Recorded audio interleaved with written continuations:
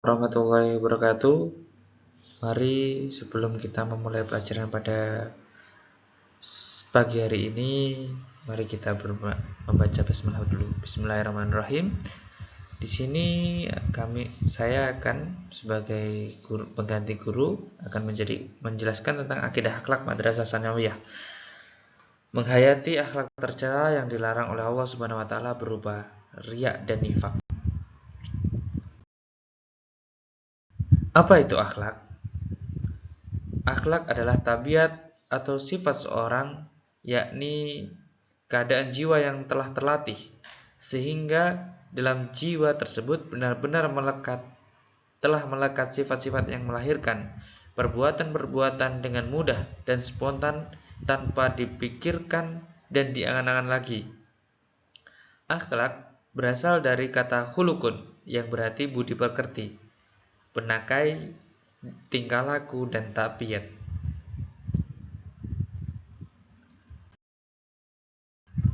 Pengertian akhlak dibagi menjadi dua, yaitu akhlak baik dan akhlak tercela. Dan di sini kita hari ini akan menjelaskan tentang akhlak yang tercela. Akhlak tercela, akhlak yang tidak dibenarkan oleh agama.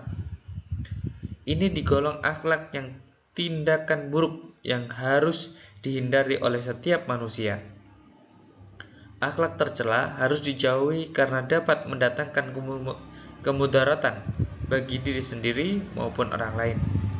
Akhlak tercela juga bisa disebut dengan akhlak mazmumah.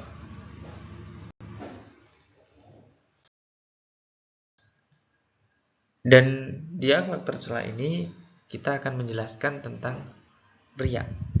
Apa itu riya? Ada yang bisa menjawab? Riya adalah berasal dari bahasa Arab ro'ya ru'ya wa ru'yatan, yang artinya melihat. Arti riya merupakan istilah yang berasal dari kata riya'u, yang berarti memperlihatkan atau pamer. Riya juga dapat diartikan sebagai perbuatan yang memperlihatkan sesuatu, baik itu barang ataupun perbuatan dengan maksud agar dilihat oleh orang lain ataupun mendapat pujian dari orang lain. Riya itu sejenisnya kita sombong atau pamer apa yang kita miliki, padahal hal itu tidak diperbolehkan oleh agama. Nah, di sini kita akan menjelaskan selain pengertian tersebut, ya, kita akan menjelaskan tentang macam-macam riya. Yang pertama, riya kholis. Riya kholis adalah jenis riya yang dilakukan dengan memiliki tujuan untuk melakukan ibadah semata-mata hanya untuk mendapatkan perhatian dan pujian dari manusia. Riya ini menjadikan seseorang akan semangat beribadah ketika ada orang lain yang melihat. Sebaliknya, jika tidak ada orang yang melihat, ia akan berubah menjadi bermalas-malasan. Orang seperti ini biasanya beribadah hanya agar mendapat pujian. Ya, yang selanjutnya, riya syirik. Riya syirik adalah perbuatan yang dilakukan dalam bentuk niat. Riya syirik juga kerap disebut riya niat. Riya syirik terjadi jika seseorang menjalani perintah Allah Subhanahu wa taala namun dengan niatan agar mendapat perhatian dan pujian dari orang lain. Tentu saja hal ini dilarang karena sejatinya amal perbuatan hendaklah diniatkan karena Allah Subhanahu wa taala. Dari dua riya ini hampir sama, yaitu yang pertama itu inginnya dilihat, ya kan? Dilihat orang lain. Dan yang kedua, syirik riya, dia itu menyalahi niat tentang apa yang dia perbuat. Contoh, untuk niat kholis, riya kholis, kita ingin berpuasa Senin Kemis. Habis itu ternyata nggak ada orang yang tahu kalau kita puasa Senin Kemis, dan tanpa sengaja atau mungkin disengaja Kita mengucap, aku loh hari ini puasa Senin Kemis, itu salah satu contoh dari riya kholis. Yang kedua yaitu riya syirik. Riya syirik ini contohnya kita punya niat yang lain selain kepada Allah Subhanahu wa taala. Seperti kita ingin menolong orang, seperti kita ingin melakukan suatu hal baik agar apa? Agar diperhatikan orang, menyingkirkan batu, bersih-bersih ruangan atau hal yang lainnya, itu untuk mendapatkan pujian atau mendapatkan perhatian dari orang-orang lain. Nah, dalil riya, Allah Subhanahu wa taala berfirman, "Ya ayyuhalladzina amanu la tubtilu shadaqatikum bil manni wal adha kalladzina yunfikuna malu ria'an nasi wa la yu'minu billahi wal yaumil akhir." Nah, di sini artinya, wahai orang-orang yang beriman, janganlah membatalkan pahala sedekahmu dengan menyebutnya dan menyakiti perasaan penerima, seperti orang yang menginfakkan hartanya karena riya pamer kepada manusia, sedangkan dia tidak beriman kepada Allah dan hari akhir. Nah, di sini di ayat udah dijelaskan, kalau kita orang-orang yang beriman, maka janganlah kita sekali-kali menyebut apa yang telah kita sedekahkan atau apa yang kita telah usahakan. Jangan sampai kita pamer atas apa yang kita sedekahkan atau kita usahakan kepada orang lain. Apalagi sampai kita melukai hati orang lain tersebut. Nah, selanjutnya, faktor-faktor penyebab riya. Yang pertama, lingkungan keluarga. Lingkungan keluarga ini sangat-sangat berpengaruh. Karena apa? Rata-rata di keluarga yang tidak baik atau keluarga yang tidak memiliki keimanan yang kuat atau pondasi yang kuat, maka akan mudah untuk anak-anak atau lingkungan atau lingkup keluarga mereka menjalani riya tersebut. Yang kedua, teman yang berakhlak tidak baik. Nah, di sini udah jelas, ada sebuah pepatah mengatakan, jika kalian berteman dengan penjual minyak wangi, kalian akan mendapatkan bau wangi. Dan jika kalian berteman dengan orang pandai besi, maka kamu akan terkena bau asapnya.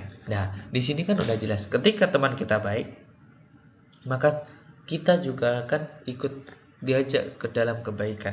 Dan begitu pula sebaliknya, jika teman kita buruk, maka apapun yang kita lakukan itu bisa jadi menjadi hal-hal yang buruk atau tidak baik. Yang ketiga yaitu tidak mengenal Allah dengan baik. Rata-rata orang yang mereka itu riya, rata-rata mereka tidak mengenal Allah Subhanahu wa taala. Contoh saja seperti ketika kita mengenal Allah, mesti niat kita untuk pahala Allah Subhanahu wa taala, tidak untuk pujian, tidak untuk pamer atau untuk yang lainnya. Yang keempat yaitu cinta kehormatan dan kedudukan. Nah, rata-rata orang zaman sekarang itu, ya kan, mereka cinta atas kedudukan, cinta jabatan, cinta apa yang telah mereka usahakan dan ingin mendapat pujian dari orang lain. Yang kelima yaitu tamak terhadap milik orang lain. Nah, di sini terkadang ini yang banyak juga orang-orang lakukan. Ketika orang lain mempunyai suatu hal yang baik atau memiliki barang yang bagus, barang yang mewah, mereka ingin menandingi atau menyaingi barang-barang tersebut. Jadi dia ingin mendapat pujian lebih dari apa yang teman mereka miliki. Yang ketiga, yang keenam yaitu gila hormat dan sanjungan. Nah, selain tadi yang keempat itu cinta kehormatan dan kedudukan, yang keenam ini hampir sama. Karena apa? Ketika dia mempunyai kehormatan dan kedudukan, otomatis mereka akan gila hormat, gila atas jabatan tersebut, pengen disanjung, pengen dibilang ini itu. Contoh saja ketika ada seseorang pulang dari haji. Nah, di situ pasti namaku harus ada nama hajinya. Lah, itu kan secara tidak langsung dia ingin riya atau pamer kepada orang lain. Yang ketujuh, kegaguman terhadap orang lain. Nah, ini hampir sama dengan tamak terhadap milik orang lain. Karena apa? Ketika kita tamak, ketika kita ingin hal yang lain, mesti kita akan kagum dulu dengan punya orang lain, lalu kita bakalan menyaingi punya orang lain tersebut, dan akhirnya kita memiliki sifat tamak. Yang kedelapan yaitu takut mendapat hinaan. Nah, apa yang kita harus lakukan? Padahal apa yang kita miliki sekarang ini itu hanya titipan, dan itu tidak selamanya milik kita. Dan yang terakhir, lalai terhadap bahaya riya. Bahaya riya itu sangat bahaya untuk kehidupan kita, untuk kemaslahatan kita, untuk pahala-pahala kita. Itu sangat bahaya. Selanjutnya yaitu kita akan membahas tentang nifak. Nah, apa itu nifak? Ada yang tahu nggak apa itu nifak? Nifak secara bahasa etimologi berarti salah satu lubang terdapat keluarnya nyerbu, hewan sejenis tikus dari sarangnya, di mana jika ia dicari dalam lubang yang satu, maka ia akan keluar dari lubang yang lainnya. Lanjut. Menurut syara atau terminologi berarti menampakkan keislaman dan kebaikan tetapi menyembunyikan kekufuran dan kejahatan. Dinamakan demikian karena dia masuk pada syariat. Nah, dari satu pintu dan keluar dari pintu yang lain. Nah, di sini kita akan menjelaskan tentang macam-macam nifak dan contohnya. Nifak itu dibagi menjadi dua, yaitu nifak i'tiqadi dan nifak ijtima. Yang pertama, nifak i'tiqadi, perbuatan yang menunjukkan keimanan kepada Allah Subhanahu wa taala, tetapi sebenarnya tidak ada keimanan di dalam hati. Nah, yang kedua, pengertian nifak ijtima. Nifak i'tiqadi merupakan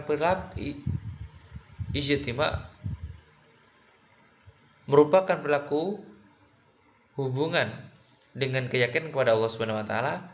Jenis nifak ini terjadi adanya pengakuan beriman kepada Allah, tetapi sebenarnya keimanan itu tidak ada. Seperti orang yang mengaku beriman kepada Allah namun kenyataannya tidak. Contoh nifak i'tiqadi, mereka merasa gembira dengan kemunduran agama Islam, membenci bahwa Rasulullah SAW atau sebagian dari apa yang beliau.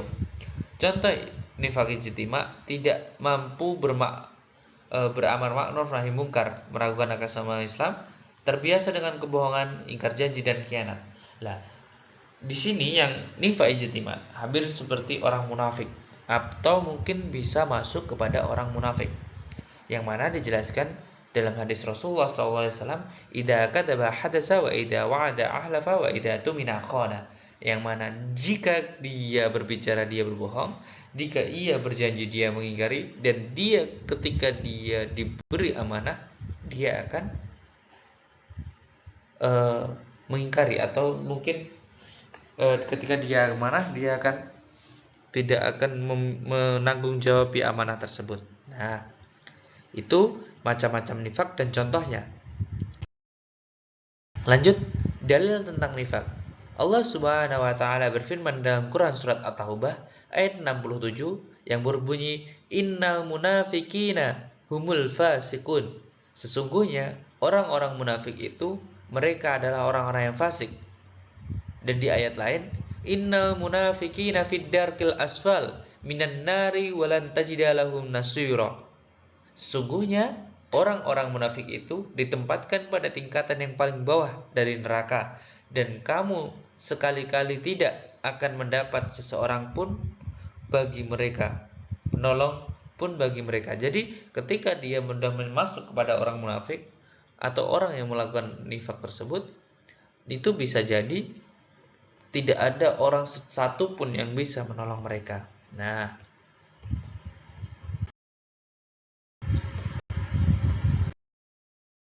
Itu yang dapat kami sampaikan, ya kan? Sebelum kita tutup, nah di sini kita ikut ice breaking dulu. Nah, ini contoh-contoh yang pertama. Yang pertama sini itu contoh-contoh orang yang apa namanya? Tadi orang yang riya. Contoh orang riya yang pertama. Yang kedua, ya kan? Ini orang yang nifak. Nah, ini nanti yang pertama bisa dijelaskan. Yang kedua, silahkan dijelaskan juga. Nah, yang selanjutnya di sini apa namanya? Ini sama. Ini orang yang nifak, ini orang yang riya. Jadi itu dari saya. Untuk yang ice breaking terakhir, mohon dikerjakan, nanti bisa disimpulkan gambarnya. Kurang lebihnya mohon maaf. Mari kita tutup dengan doa kafaratul majlis. Subhanakallahumma wa bihamdika asyhadu an la ilaha illa anta astaghfiruka wa atubu ilaik. Wassalamualaikum warahmatullahi wabarakatuh.